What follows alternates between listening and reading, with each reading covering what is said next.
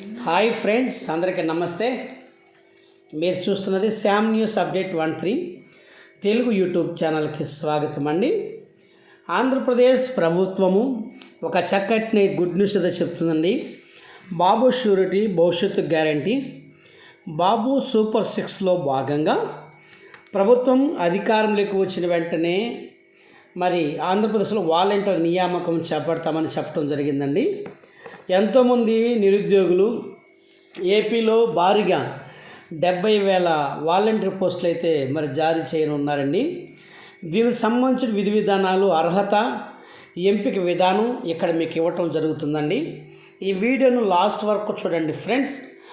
చాలామంది మా ఛానల్ చూస్తున్నారు. లైక్ చేయండి, షేర్ చేయండి, సబ్స్క్రైబ్ చేయండి మర్చిపోతుంది ఫ్రెండ్స్. మీరు లైక్ కొట్టడం వల్ల ఎంతోమందికి యొక్క వీడియో వెళ్ళటం జరుగుతుంది ఫ్రెండ్స్. ఇంతకుముందు కేవలం ఒక వాలంటీర్కి 50 ఇండ్లు మాత్రమే ఉండేవండి.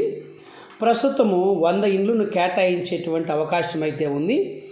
ఏపీలో మొత్తం వాలంటీర్ల సంఖ్య 2,54,832 మంది.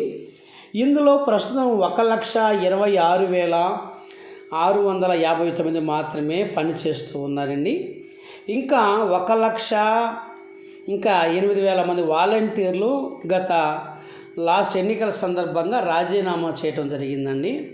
కావున భారీగా వాలంటీర్ల యొక్క పోస్టు ఆంధ్రప్రదేశ్లో అయితే చాలా ఖాళీగా ఉన్నాయండి. అయితే మరి 1,88,000 మంది ఉద్యోగులు ఉన్నా కూడా మరి 100 ఏళ్ళకి ఒకరిని పెడతామని ఆంధ్రప్రదేశ్ ప్రభుత్వం అయితే మరి చెప్పడం జరిగింది కదండి, ఏపీ వాలంటీర్ జాబ్స్ విషయంలో. అయితే ఏపీలో వాలంటీర్ నియామకాలు గతంలో 10వ తరగతి మాత్రమే అర్హత అయితే ఉండేదండి. ప్రస్తుతం దాన్ని ఇంటర్ లేదా డిగ్రీ వరకు పెంచాలని నూతన ప్రభుత్వం అయితే భావిస్తున్నట్టుగా సమాచారం అయితే తెలుస్తుంది. అఫీషియల్గా సమాచారం కోసం మరికొంత సమయం వేచి అయితే ఉండాల్సి ఉంటుందండి.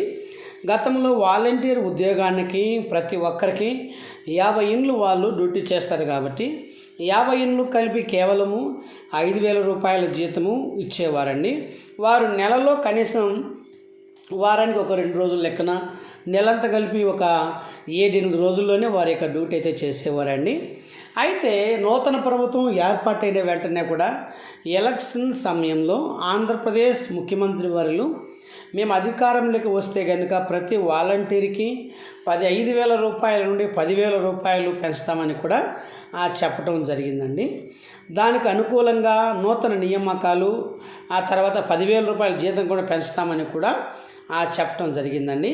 ఆంధ్రప్రదేశ్లో వాలంటీర్లు కనుక తీసుకోవాలంటే ఖచ్చితంగా కొన్ని అర్హతలు అయితే పెడుతున్నారండి.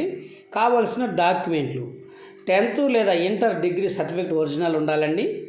దాంతోపాటుగా ఆధార్ కార్డు, అలాగే క్యాస్ట్ సర్టిఫికేట్, దాంతో సంబంధించిన బ్యాంక్ పాస్బుక్ జిరాక్స్ ఉండాలి. దాంతోపాటు రీసెంట్గా కలర్ ఫోటో, పాస్పోర్ట్ సైజ్ ఫోటోలు ఒక 4 ఉండాలండి. మరి ఈ నూతన వాలంటీర్ నియామకాలకు సంబంధించినట్లు చాలామందికి ఉన్న సందేహం, ఈ ఉద్యోగాలు ఎలా ఎంపిక చేస్తారు, గతంలో మాదిరిగానే ఇంటర్వ్యూ నిర్వహిస్తారా లేదా అని చాలామందికి డౌట్లు అయితే ఉన్నాయండి. అయితే ఒక వాలంటీర్ 50 ఏళ్ళకు లెక్కన ప్రభుత్వ వివరాల ప్రకారం 100 ఏళ్ళకు ఒక వాలంటీర్ కేటాయిస్తారనే సమాచారం అయితే అఫీషియల్గా అయితే ఉందండి.